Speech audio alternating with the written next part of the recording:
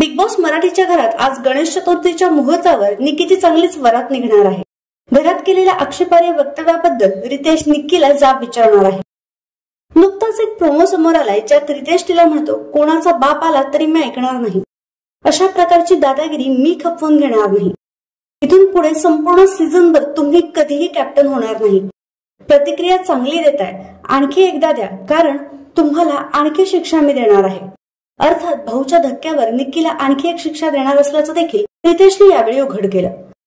आता ही दुसरी शिक्षा कोणती असेल हे लवकरच कळेल। मात्र आता इथून पुढे निकी बिग बॉस मराठीच्या 5व्या सीझनची कॅप्टन होऊ शकत नाही हे स्पष्ट झालं आहे। हा प्रोमो पाहून आता बरेच प्रेक्षक खुश आहेत। कधीपासून रितेश आम्ही निकीला कधी झापतोय ह्याची वाट बघत होतो। खूप छान अशा प्रतिक्रिया अनेकांनी दिल्या आहेत।